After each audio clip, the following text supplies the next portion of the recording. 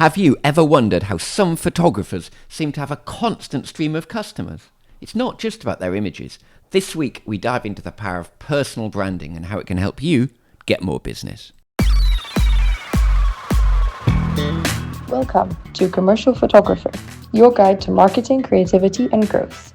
This is a podcast that helps professional, commercial, brand, and headshot photographers navigate the competitive world of commercial photography with practical advice and actionable strategies to grow your business. Hello, Marcus. How are you doing? I am very good, Sam. Very good indeed. And how are you? Yeah, excellent. Very good. And looking forward to the show. This week's episode is packed with real insights you can use. You're going to come away with three main things. First, you'll learn exactly what a personal brand is and how it's a secret weapon for growing your photography business. Secondly, we'll talk about how to get people who see your work online to actually pick up the phone and become a client. And finally, you'll hear how to make building your brand an easy and enjoyable process so you can do it consistently without it feeling like a chore. So we have two really interesting guests with us, Marcus. We have with us Toby Lee, who we have seen before, and Kaz Grant, who's brand new to the show, both hosts of the Brand You podcast. Welcome to the show. Thanks for having me back. Thanks for having me on. Elbow room only in here today. We're all a bit cramped. That's but it. Luckily, we're not. We all had a shower and we brushed our teeth, so we're okay. Excellent. Do you guys want to very briefly, if we give you like a minute, very briefly introduce yourselves? Yeah. Do you want to go first, Kaz? Go on then. So my name's Kaz Grant, and I run a personal branding agency called Quirk. So we basically help people shine online, personally, not through their businesses, professionally. And that is how kind of me and Toby met, wasn't it? That's it. So I'm a headshot photographer and personal branding photographer, and Kaz and I met through networking, and together we've host the Brand You podcast, which essentially helps anybody looking to build their personal brand in a way that is going to be productive for your business. So it's actually going to start organically generating, leads and conversations that are going to go somewhere. We're not necessarily focused on like numbers or how do algorithms work or anything like that. It's not about the amount of followers. It's about how can you really, utilize how you're coming across and being seen, essentially. Amazing. And that is kind of what we're going to be talking about today, I think, isn't it? That personal branding and how as a photographer you can leverage that personal branding to get you more business, to get you more leads and customers. That's it. Absolutely. I think it's very easy with whatever service you might offer to focus on what it is you do and really make sure that you're sharing your portfolio or anything like that. But really, any service, we make decisions on booking in with someone based on building that trust and trying to build that trust as fast as we can and that authenticity. So a lot of what we share on the podcast is, how is your content coming across, your tone of voice? How are you visually representing yourself? If you're a photographer and you've got a mobile selfie on there on your website, we really need to look into that because you're losing that credibility instantly or you're taking one step forward, two steps back. So, and what we like to do on the podcast as well, at the end of each episode, we offer an actionable step. So that's something that on the theme of that episode will give you something that you can go and implement today into your business, your personal brand, and you can keep taking those stepping stones forward. So hopefully we've got lots of tips to be able to share today. If I may, Amazing. I mean, we've talked about personal branding on this show a few times, and we've had some great guests on talking about it. Just maybe... Kaz, let's have your take on what you think a personal brand is, because it's quite a recent term, isn't it? Yeah, I think it's been going around for ages. We've all been creating and have personal brands ourselves. It's basically our reputation, isn't it? It's what people think of you when they look at you. And we're either curating that and making that happen, or we're plodding along in life, hoping that what we're sharing on social media comes across in the right way. Does it? Does it not? So getting intentional about personal branding and getting strategic about it is really, really honing your messaging, honing your visuals, like Toby said, and creating more of that persona that you want people to know you for. Yeah. How can that benefit the business then? How can having a great personal brand is a leading question, this I know, but how can having a great personal brand benefit me as a photographer? No, I'll jump in. So just from my perspective, I think if you can break down any barriers between you and a potential client, somebody asking a question about something you offer, asking about the process, asking about, why do I need this? What would you recommend? It's not necessarily using personal brand to go, that's going to get me loads more business. Hopefully it will. But if it can start those conversations organically and more frequently and consistently, suddenly your efforts are then so well placed in your business. But yeah, what would you say, Kaz?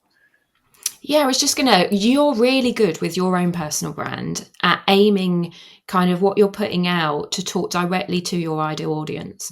So everybody has fears and hesitations, don't they, when they're going to a photographer, right? The first thing people say is, I hate my photo taken. I'm going to feel awkward. I don't know where to put my hands and all of this kind of stuff. So what you do really well, Toby, is break that down through your content so that even before someone comes to you, they're feeling so much more comfortable and confident in what you're going to achieve for them. So it's kind of using your personal brand to do that, isn't it? And breaking down, like you say, those walls to somebody coming to see you. If you can get someone to, trust you enough to start a conversation with you, that could lead to a sale, a client, something, a referral, something like that in the future. If you could just break down that wall and be that approachable photographer, or like we said before, any service, then you're winning over other people instantly. Okay, so is it almost like because a lot of people say you're on social media, but they struggle to move people then to make a call and to convert them into a customer and kind of move them along. Are you saying that personal brand is really helping them to take those steps and move to just seeing the stuff on social media to making that call and contacting is almost, you've been so helpful and so friendly on social media, they're thinking, well, I'll just pick up the call and talk to this guy because almost I feel like I know them. I feel like they really can help me rather than I've just seen lots of posts that they're going to do another photo shoot. Yeah. And I think it's also building a parasocial. Oh, sorry. You go for it. We need a cue. Sorry.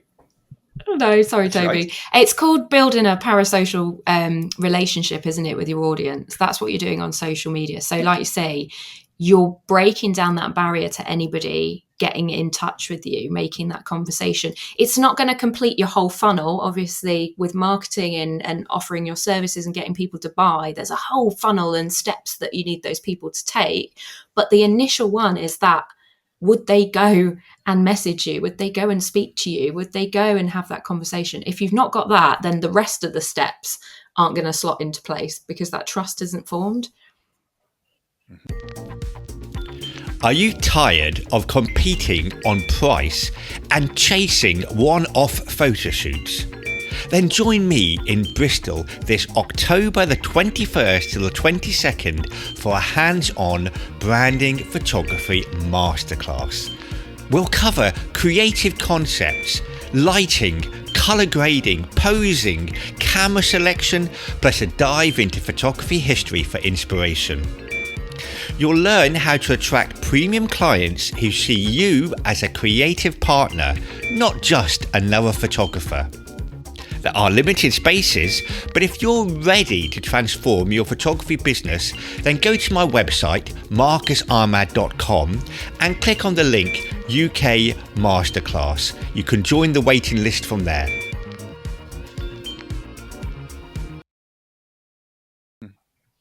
Okay. And then you've talked, both of you, a lot about online building the personal brand. What about offline too? Because as a photographer, you turn up, and if what they see when you turn up is not what you've been presenting on social media, presumably that's also a problem. Yeah, absolutely. I mean, I think that's why I try to sort of mirror how I come across in person online as much as possible. Like Kaz mentioned, through that, whether it's written content or the video work that I do. So people actually hear how I speak and how I might be explaining things, so that I mean, I guess the best thing that you can do with a personal brand is feel like you've already met before, and that's a good sign of when it's working for you, that you turn up to an event and somebody might actually come over and say hello to you. And I've had this on occasion where I sort of think, oh, blimey, I don't remember this person's name. I don't actually remember meeting them. And it turns out I haven't. It's just that they might have seen some videos and that made them feel comfortable enough to start that conversation. So, yeah, really, it's a case of in person, just really understanding what it is that you offer, how it is you build relationships and communicate with people, so that you can then just extend that further online in what you do. So it definitely has to come from who you are as a person, I think. Yeah. Toby, it reminds me, actually. actually. Can I just? I've got a quick story, Marcus, and then you do your question, if that's right. Just related to that. There's always a story from There's Sam. always a story. Your daughters, by any chance? No, it doesn't. This one. So it reminds me of I was in a national network chain a few years ago. 4N, when 4N was quite a big national chain, and there was kind of it worked where there was local meetings, but there was odd big national meetings, and there was Facebook groups and stuff. And then there was this person.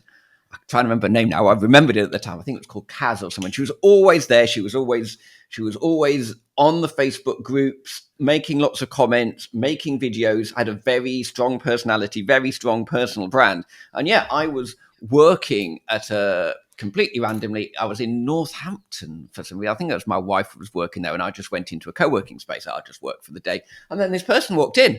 And I just kind of almost went up and said, "Oh, hello, nice to meet you." And it was her, and I'd never met her before. And it was that really strong personal brand. And you were right. I felt like I'd met her before. It was, and then I was going, "Well, has she been to any of the meetings?" I don't think she had, but it was just, I think she had purple hair as well, which obviously was quite a strong personal brand. But it was instantly, you feel like you know them. It's almost like when people bump into a celebrity in the street, I guess, and feel you got to go and say hello. They feel, because they've watched them on TV, they know them. Yeah, and I think we can totally overcomplicate things when it comes to thinking, right, I really need to get a LinkedIn post out today. I don't know what to write. And we can really overcomplicate. Whereas if we just go back to, okay, say I was stood in front of my ideal client right now, what is it they would ask? And usually, like Kaz mentioned, it's usually the comments of, "Oh, you're not going to get my chins, are you?" And what do you do about this? Or what should I wear? And as soon as you start brainstorming those questions, there's actually tons of pain points you can work on that you can just start answering in your social media content, and answer as if you're just chatting, and that just has a huge effect to create that impression that you're sort of talking about, Sam. Absolutely, that's a great story. I like that. Cool, Marcus, go on. Sorry. Yeah, thanks, Sam. I mean, the question I was going to ask was, I get it. Social media is a great platform for building your personal brand. And this was more maybe to Toby or Kaz. Either of you could answer this one, actually, because you're both involved in the biz. What other ways can you raise your profile apart from just social media? I mean, you mentioned networking, of course, that's another way. But what other ways can you do it?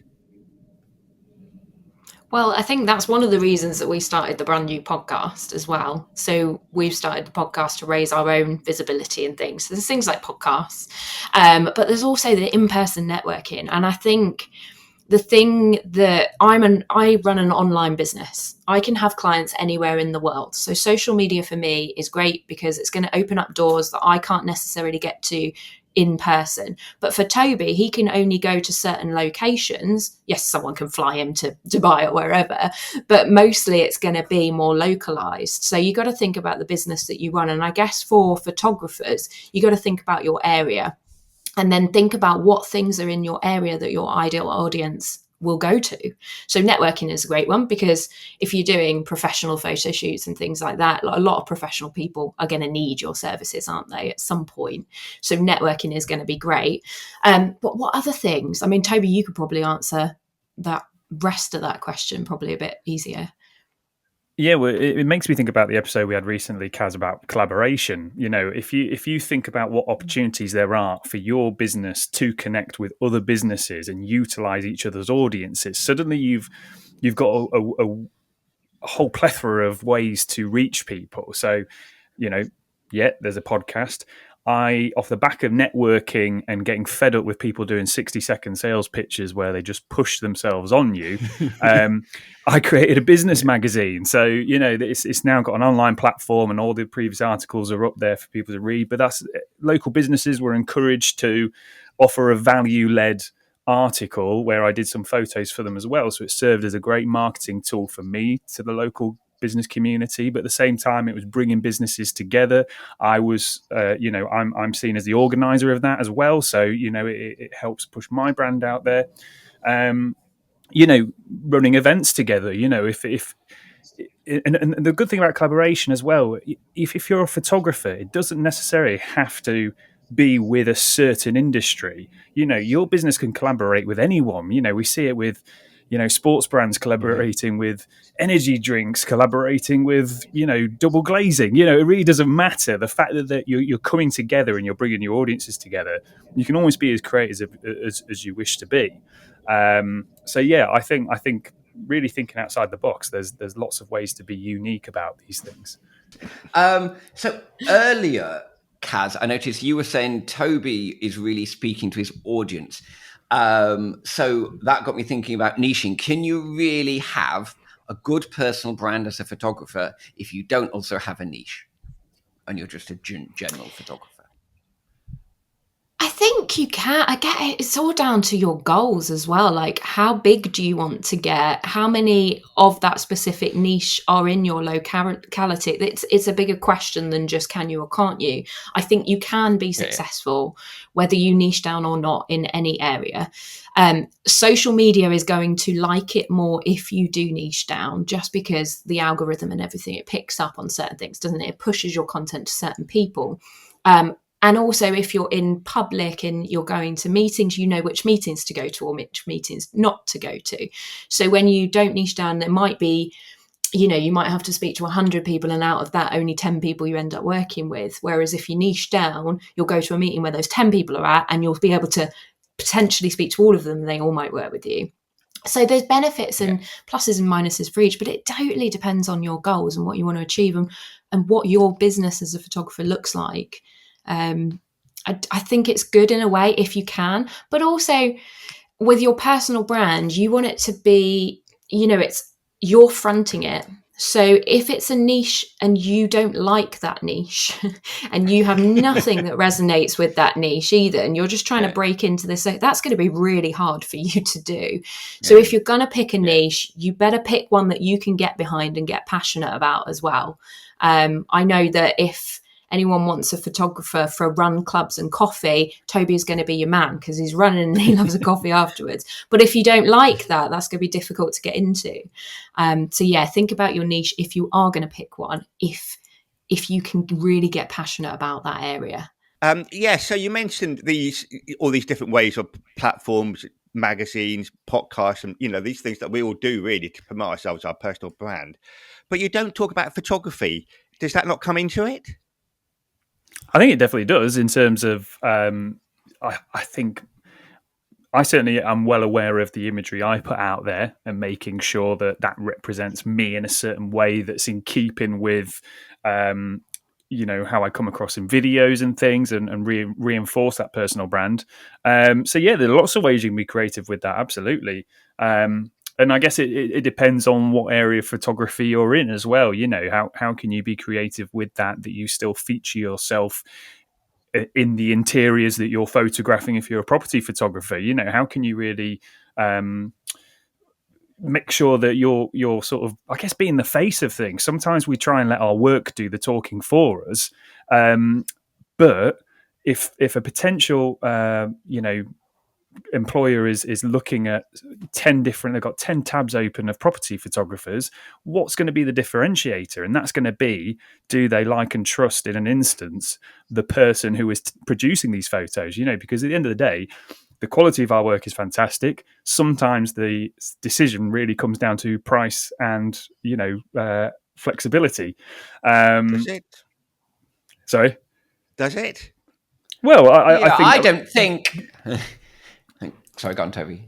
No, I mean, from my sort of, I guess I'm only going off my experiences, but I think that the work we would like to think comes first and foremost in terms of what makes decision as somebody to get in touch with us. But I think that we need to reinforce that with who we are, who's the person creating it, and making sure that's coming across strongly enough so that when we do reach that conversation of price, that it's only reinforcing or justifying whatever it is that you're charging. If that makes sense. Okay. I think also the average man in the street cannot differentiate between most professional photographers. Now, okay, there'll be like 2 in 100, which you can differentiate because they're terrible. But, beyond the odd one, if you've got 10 professional photographers' pictures of property in front of you, yes, if you're a photographer, you can probably critique them. If you're an average man on the street, they all look like pretty photos of property, and they're going to go, yeah, is this person reliable? Are they going to turn up? That's what's going to differentiate, because they look at the pictures and they go, yeah, okay, those ones can't take pictures of property, but beyond that, the rest of them all look lovely. Who am I going to have? I'm going to have the guy that I understand, the guy or the woman that is going to turn up on time, that I think is reliable, that's explained how it works, has been flexible and has been able to come on a Saturday, whatever it is. Those images alone don't sell it. People are not photography critics. No, and I'd say, I don't think that's true. Actually, don't think that's true at all. I think people are very well aware of what makes a good photograph, and I think the democratization of photography since the digitalized age, the iPhone, has made people much more aware of what a good photograph is. Yeah, and I think the counter to that though is it's made people spend differently. I think or they're more aware of how much something should cost or would cost them, and therefore make a decision as to whether they'll user generate content or whether they will go down the professional route. So I'm only going off my experiences of working with brands, where sometimes the decision, I might have had great conversations with the marketing department who really value the visuals and getting really quality shots of something, but then the decision gets signed off by somebody else who isn't necessarily creatively thinking and is logistical, and if they've presented with an A and a B option, they might sometimes just go, well, we'll go with B. So yeah, there's definitely yin and yang, and I think that's in terms of going back to personal branding, it's how much can you reinforce every communication you have, so that when it comes to that final sales conversation, it's as easy and smooth as possible, that that they're bought into you, not just your work. I think that's the differentiator we're probably trying to get across. No stone uncovered. You have to cover. You have to be, you have to be a good photographer. You have to have work that's different to everybody else's. You have to be a nice person, and you have to be a professional as well. Yeah, because a lot of work that's what makes a personal brand. Exactly, and personal brand is going to lead to more referrals. Do you know what I mean? The idea is that, everyone's had a great experience and people can't wait to share about you and shout about you, that you are doing as little marketing yourself as you sort of need to do, that you've got that general filter of people knowing who you are and coming to you. That's the goal, isn't it? Yeah, I agree. And I guess, I find that most of my customers come to me and we don't talk about price.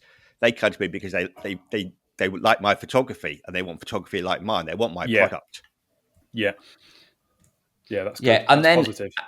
I guess as a photographer also, you've got a big advantage over many other businesses because what you produce is so shareable. Poor accountants, They might have done an amazing job of your account, but frankly, it's not that exciting. You're not going to share your accounts, first of all. Secondly, it's not that exciting to share, these really nice photos that I've just got. So you have got, and it only takes a little nudge, doesn't it? So, and people sometimes naturally share them or they might need a nudge, but you've got something there that people can share so easily.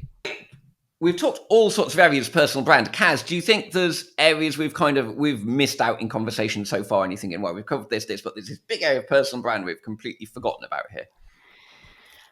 I think there's an element with personal branding that I really believe in having fun with it, and this will lead into the creative side of photography as well, won't it? I mean, if you're enjoying the work that you're creating and what you're putting out to the world, others will feel that energy from it as well. So again, it's like that, finding what makes it fun for you, because we're all busy running our businesses, being photographers, doing all of that side to it, getting the customers in, speaking to the customers, doing the shots, if you're then having to force your personal branding alongside that because you don't enjoy it, you don't like creating videos, you don't like doing this, but you're forcing it because that's how we create a personal brand, that's what we must do, then it's going to become really hard and you're going to stop it. And we want the consistency of this going.